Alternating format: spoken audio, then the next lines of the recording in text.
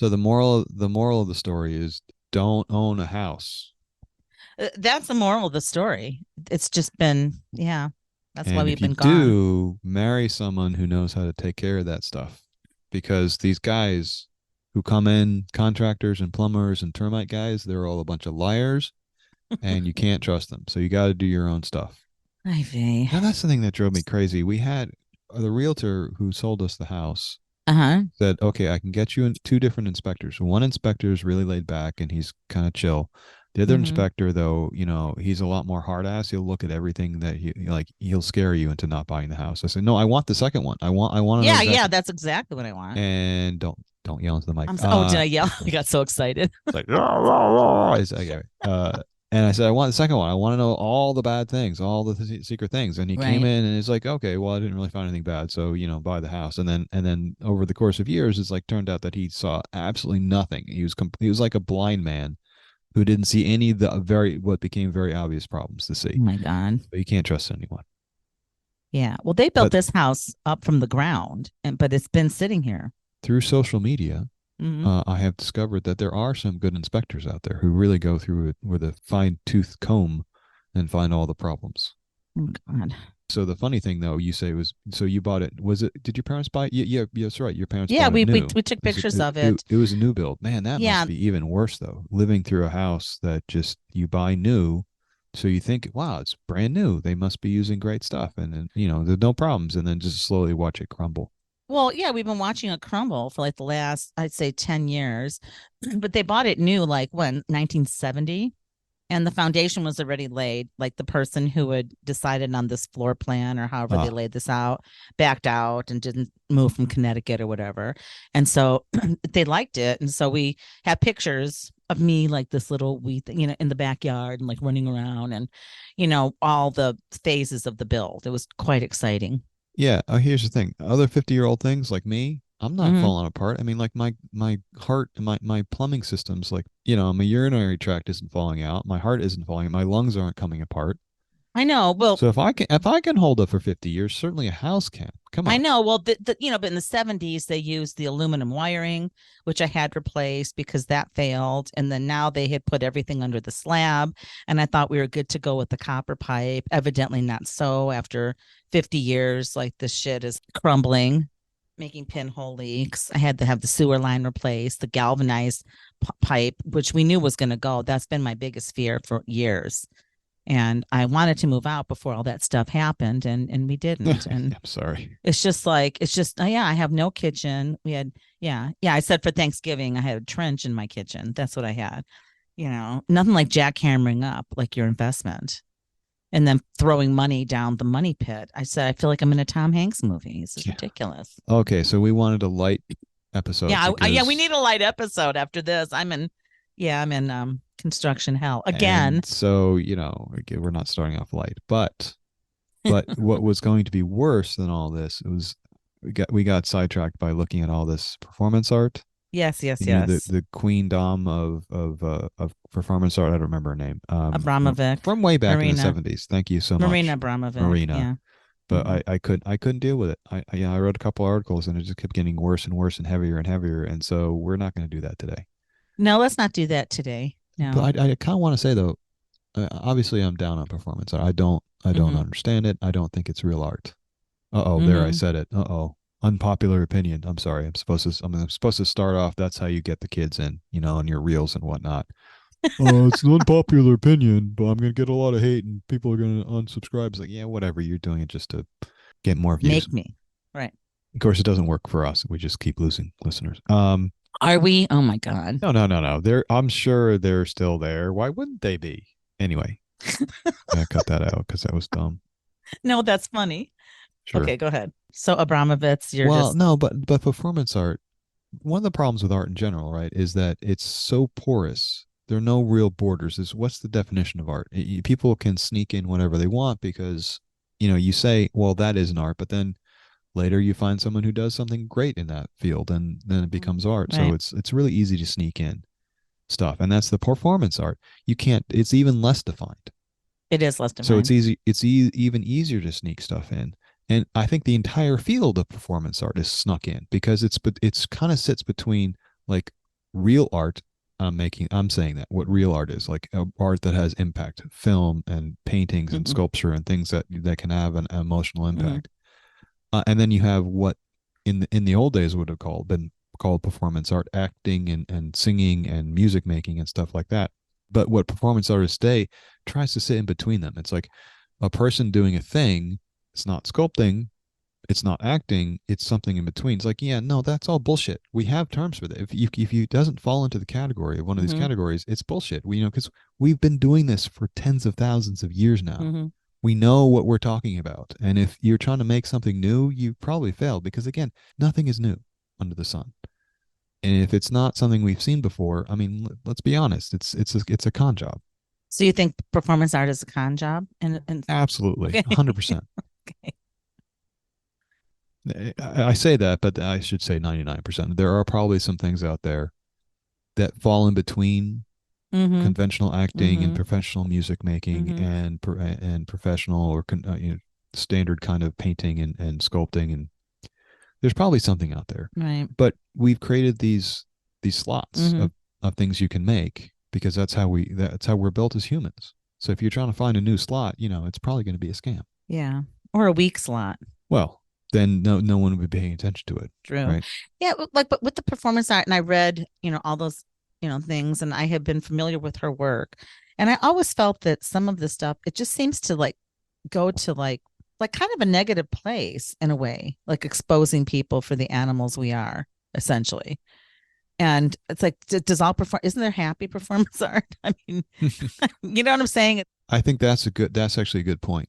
Another point to the performance art is there's not much of it that's all that playful. It always tries to be really Really serious. heavy, really heavy. And you in the performance you can have heavy stuff, obviously, but it should be able to express a range. Right. And When you go to the movies, you can go and watch a movie like Barry Lyndon, I think that was the name of the movie, Kubrick film, like super heavy mhm, film, like really really heavy. Or you can go and watch something like Ferris Bueller's Day Off. right. Now, I wouldn't consider that great art, but Well, it's a it's within the diversion. It's a genre. diversion to me. Within the genre, Mhm. it's a little lighter Mhm. than Barry Lyndon. Right. And it still had kind of a subtle message. But like getting back, like when I was reading that, I kept going back to that. Is What? hang on, is a subtle message not to leave your Ferrari in a parking garage? I think the subtle message was like just live in the moment, and if you're young, That was a enjoy it. joke. I know the Ferrari. Jesus, that was crazy. Okay, Okay, but sorry. anyway, I kind of kept going back to like our first podcast. Was it Hmm. our first podcast? And I talked about I don't that know. bear. I don't know what you're It talking was about. like free Oh, hug free hug bear, yeah. bear. Oh, And that Jesus was Christ. like and that whole Kidding me. installation, you know, from like the guy greeting us in a furry suit, and then seeing actual artwork, and then the movie, and but the whole thing, it seemed playful. And even to this day, I was so sad when that bear got in the space rocket. It was like this amalgam of performance art and art or whatever, graphic stuff, whatever, and then movies. And it really made me sad. And then the bear was gone. Like when we walked out, the guy in the furry suit was gone because he went up in the rocket. Well, you felt something. I did feel something, but it's still to this day. That had to be 12 years ago. It still depresses me. Icky, huh? Yeah. So, I mean, that's what I'm saying. Even if it looks playful on the outside, it wasn't playful. I Now, don't even know why. does it press you? Does it have any redeeming value? Because it can be sad. Something can be sad. Like Barry Lyndon is a sad film. Mm-hmm. It's deeply depressing, but there's a bittersweetness to it because it's life. It's like you see this guy's life and how he's kind of ruined his own life. But the takeaway is, you like I said, it's kind of bittersweet. There's something beautiful about it. I don't know. Is there anything beautiful about Free Hug Bear, No. who is still on our shop, by the way? Oh, free hug bear.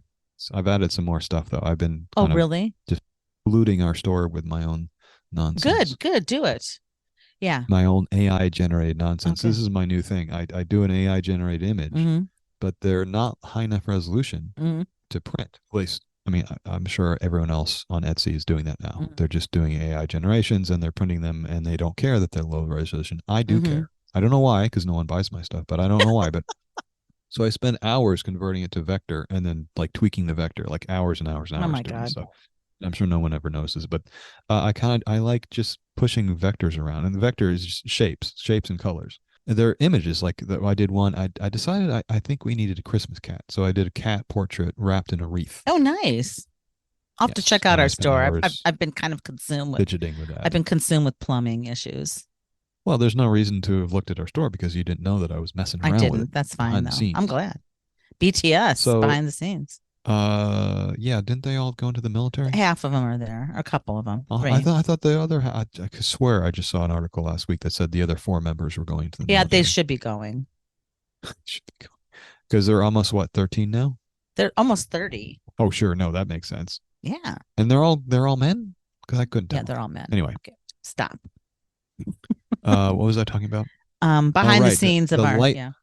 the light topics we had this Mm-hmm. was artificial intelligence and how it's not going to destroy the human race, right? No, Yay. it probably will. It You probably think it will. will? No, I don't know. It's just funny. It was a big week last week because it starts with this guy named Altman who's running one of the biggest names in AI that right now is OpenAI, Right. which was founded by Musk and Mm-hmm. this Altman guy who Altman is from he's a tech bro startup guy. He's a known quantity, Mm-hmm. and this is being in technology. This is what he does. The board of directors from OpenAI, which is a nonprofit somehow, Mm-hmm. fired him. Right. Within a day, Microsoft hired him. Within a couple of days after that, he got unfired from OpenAI, Right. so he got rehired basically. So he's back at OpenAI. Right. It was kind of a stunning week. I was half following that story. I figured he'd go back. It just seemed like he'd go back. That has never happened. That just doesn't happen. You don't go. You don't go back? If you get fired, you don't go back. Did they fire him, And or was it a vote of no confidence? They fired him? No, it was fired. They fired Okay. him. It was and it was instant. It's out of nowhere. Suddenly, he's on a conference call and they say, "Oh, this call is about we're going to fire you now." It's like, "What are you talking about? We haven't Is there a problem? I mean, do you want to talk about it?" "No, you're fired." And then all his stuff he was locked out of his stuff like within 30 minutes. So it's like, okay, so they knew what they were doing. No one knows why they fired him because there was nothing aside from being a tech bro, nothing obvious Right. badly he was doing. But I just found the articles about it kind of funny. There was one at Axios that at least started with the what no one has been really bold enough to say, even though it's obvious, is like, can AI be slowed down Right. or done safely? And no, it can't. And no one is really trying. They go to Congress and they make these big speeches, and Congress tries to put in laws to make sure that it's done safely. But there's no way to put this on rails. It's not like a car and putting seatbelts in a car, right? Right. You can put the seatbelts in the cars. You can mandate that. And you could theoretically put seatbelts, some kind of constraint into the AI systems. The difference, though, is in a car, the seatbelt, we are incentivized to use the seatbelts because they keep us alive. Mm-hmm. If you put a seatbelt in an AI system and you use it, it's just going to slow you down, right? Your competitor's not going to use it, and they're going to win, and then your kids aren't going to be able to eat. So there's no incentive to use a seatbelt. So why? In an AI but system. Why can't it be constrained at all? It just can't. Because if you constrain your AI system, Mm-hmm. either people are going to find workarounds with it, or your competitor who makes another AI system, like say China or Iran or whoever's working on these things, they're not going to put the constraints on, and so they're going to outpace you because there's no incentive to use the constraint, and there's no way to make sure it goes in. Like as a country, we can say all the cars need to have bumpers that have protect you to 5 miles an hour impact. And we can test every single car that comes in this country. And if it doesn't meet our standards, we just say, no, you can't sell it here. You can't do that with AI. There are no borders on software. And people can't constantly change it. And people do that. I mean, they buy cars and they replace the bumpers, but that's after it's been bought. And most people don't bother with that. But it's not easy, right? And if it's easy, like AI, just to switch to your programs, especially since it's not even installed, that you're running everything over a server on the internet. Right. So they can't constrain. And do you think Congress even really understands this? Most of them don't. There are a couple people, surprisingly enough, there are a couple of people that understand it. And I think they realize that anyone who has half a brain just understands that there's no way to constrain software. It moves too fast, and there are no borders that we have that can stop software from moving across. when we're importing the cars, we can look at each and every Right, one right, of them. You can't do that with software. They're right. just the borders don't work that way. So it's more of like present moment thing, like what's happening is happening now, and it just keeps now keeps going on. Is that what you're saying? It just Buckle up and hope it doesn't go down. well, if it goes down, what happens? Does everything go down? Buckle up and get ready for the ride because there's no way to stop it. Okay. It's happening, Well, as the kids would it's say. happening. Whether you like it or not, it's happening. Let's just keep So try to they can't turn it off. no because there's too much incentive not to. So is it going to take over our lives? I don't know what's going to happen. Oh. No one really knows. Okay. And like I said, this isn't really AI, right? It's not really artificial intelligence yet. That's the scary thing. Right. Even before we get to AI, this pre-AI stuff, which is just machine learning, this just generative things. It's able to generate things based on machine learning. Machine learning means it's looked at so many things that it can kind of work out a type of learning on its own, even though it's very stupid still. Like it still can't do basic math, but that's okay. Okay. The essential problem with quote AI is that it doesn't know when it's wrong or why it's wrong. Like until it can figure out when it's made a mistake and can correct, then it's not going to be really that useful. But I thought one of the interesting, really funny things that they said in this article from Axios, which I agree with entirely until they get to this line, is quote, "The internet didn't get critical mass until the smartphone." I was like, what? What? That was like 2010 when the smartphones really took off, right? So are you saying that the internet didn't really exist before then? You might want to talk to Jeff Bezos about that. I think Amazon was a thing before that. I think pets.com was a thing before that. I think Yahoo was a thing before. I think Google was a thing before that. But they said critical mass. Maybe it wasn't. I mean, I hear what you're saying, but I think there is a point there that like when you can carry around a little computer in your hand and access anything at any time, that did change the game. It changed the game, but the internet had already it had already burgeoned. Society. Yeah, it had already burgeoned. Yeah. It already stretched its tentacles into every aspect of our lives. The mobile just pushed it further. Yeah, it was did. Kind of the last domino to fall. Right. And it is a significant shift, but the internet was here and well established before the smartphone took off. Right. I mean, that's why you needed the internet to be so pervasive for the smartphone to be a thing that was useful to have. Right. Yeah, because just to have a phone, it would seem. Well, I guess we would still use it if that's all we had. I don't know. I rarely use my phone as a phone. I use my phone 90% of the time. If we didn't have smartphones, the internet would still be an absolutely huge and massive thing. Right. But it wouldn't be in the palm of everyone's hand 100% of their waking moments. We would have offline versions of it, right? You may not remember this, but I don't. As we had that awkward transition from desktop computers to mobile platforms, we would download stuff to consume offline. Our music, our podcasts, our news, our maps, all that stuff we could do offline. Right, and we would have a Palm Pilot, and everything would be on our Palm Pilot. Oh, I remember those. Yeah. And I don't think it would make that much of a difference if we had to go back to that, right? If we didn't have a mobile internet connection, and we had just to download stuff beforehand, because it would just be more seamless. It was an awkward transition, but you could certainly do it, and it was done. I'm sure Palm Pilot would like to see those days come back, because they would be able to start selling Palm Pilots again. I don't think that's going to happen. I can't see that happening. Why are my dogs barking? Because they're unhappy. Do they miss me?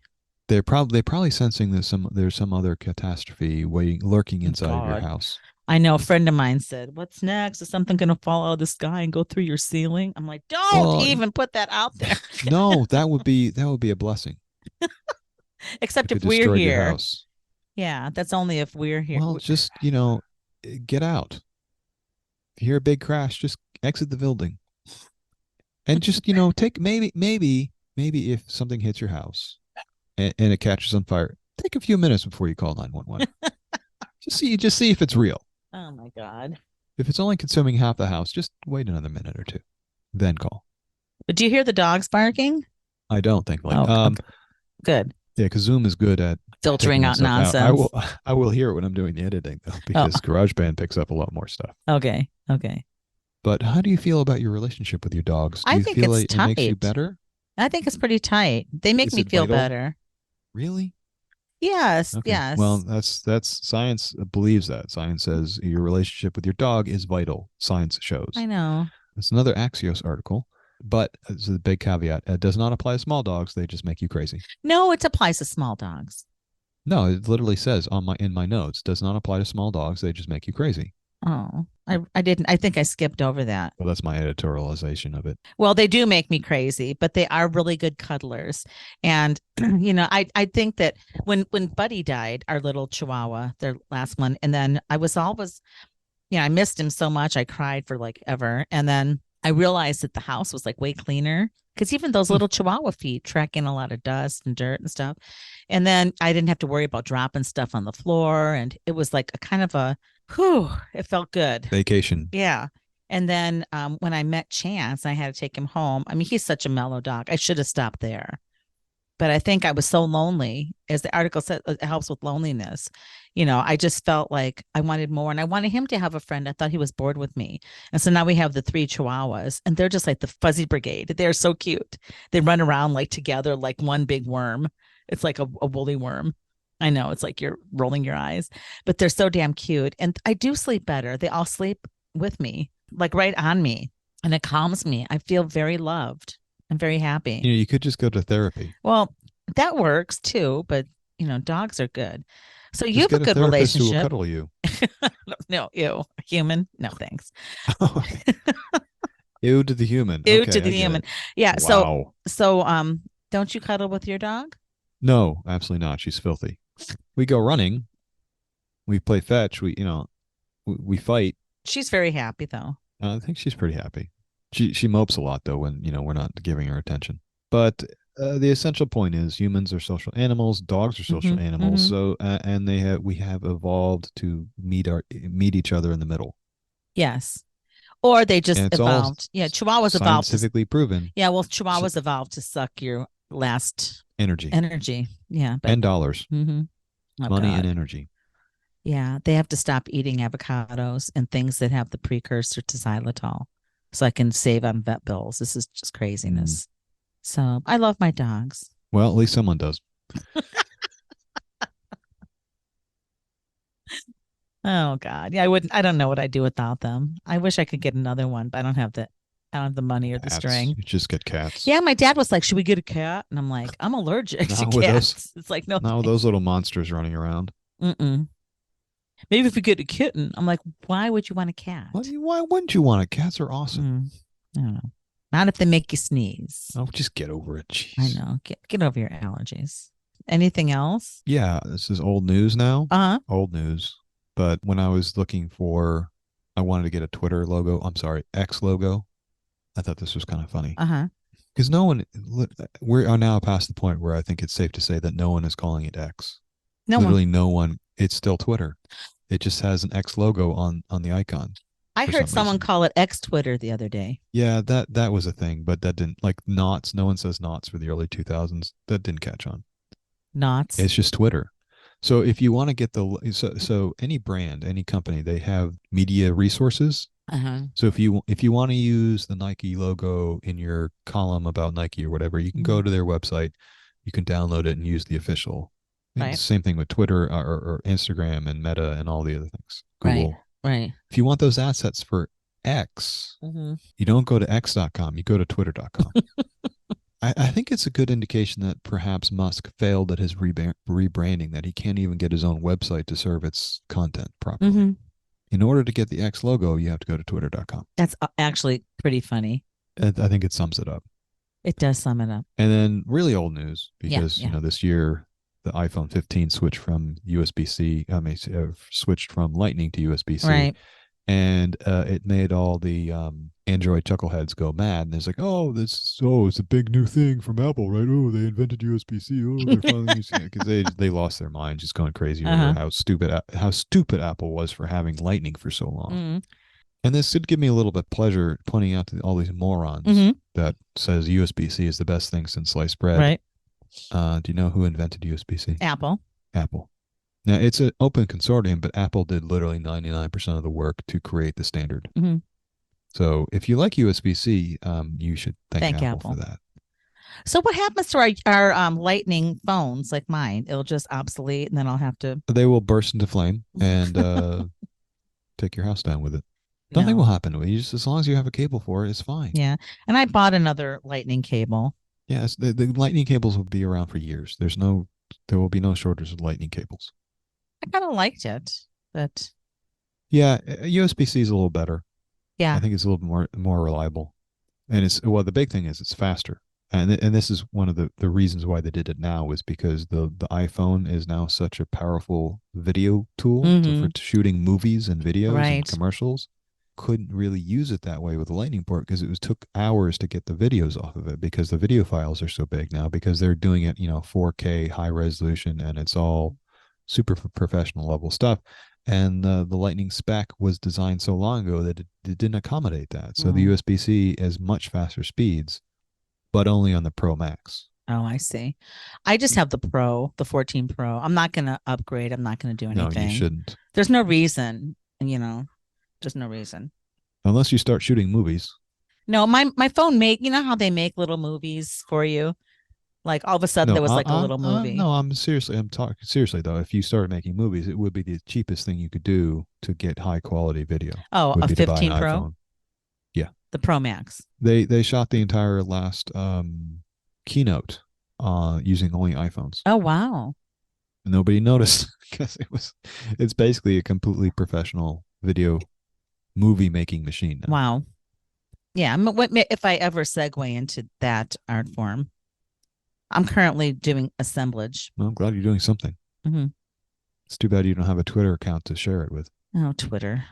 or I do have a Instagram. Twitter account. I can't get in. I have Yeah, I'm Instagram. just well, Yeah, I can't get into any of it. Well, I can get into you can Instagram. create new ones. I know. Show the world what you're doing. Mm. Share a little bit, Share. or print a magazine. Maybe. Just kick it old school. Yeah, Anyway. and walk around, give out your magazine on First Friday.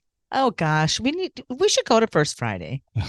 Don't say things like that. I know. I can't even get out of the house to go to the grocery store at this point. Exactly. Oh, speaking. So if you're, I was going to give you a tip. Okay, what?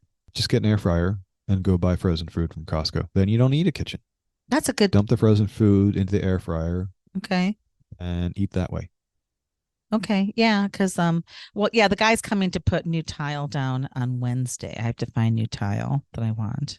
Oh my God. I just don't want to do one more thing. So, Just put down vinyl flooring. Just put it down. Put down vinyl flooring. do you like that stuff? No, but it's cheap and you won't bother you when you have to tear it out in a year. I went and got some samples and I just hated it. What, the vinyl or the tiles? The vinyl. It is what it is, but it's cheap and it's easy and Yeah. And you won't mind well, tearing I it got out. it at one of these, I didn't want to say the name of their business, but it wasn't really any cheaper than the tile. Really? She's like, it's luxury vinyl. I'm like, Oh, well, don't get lugs. Just get the stuff that comes in rolls. oh, the shitty stuff. Yes. You know what? Don't be fancy, but If I end up living here for a while, I have to have it be functional. vinyl is functional. That's about all you can say about it. It's very functional. I think that's what we had in this house when we moved in 1970. Didn't everyone have Good enough for the vinyl? 70s, good enough for the 20s. 20s. Can you imagine the 20s? I don't have to imagine it. It is what we have now. I know. I was this little tiny thing when we moved in here, and now I'm just this big, fat, Oh, good. like huge person, like spending all my money. I'll go walking I need to go or walking. running. Go running. Sounds good. Baby steps. Push-ups. Chin-ups. Oh God. Easy stuff. Well, someday I will have you over here when I don't have trenches in my kitchen and huge holes in the backyard where they dug up the sewer, and where the walls aren't torn apart, where they're gonna have to put the new inflow piping. I'll let you know Sure. when it's safe. So is that about it? It's about it, but also it will only be safe when there are no more chihuahuas. Oh, I don't feel safe. no. I don't feel safe around them.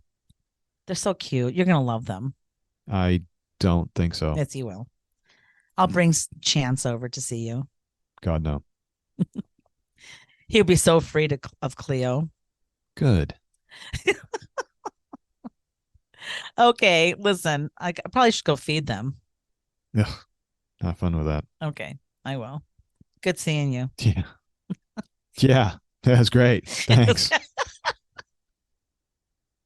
Okay, we'll talk about performance art next time, or maybe the time after, maybe like never, but at some point. And we probably said enough. Yeah. Okay. Okay, I'm out.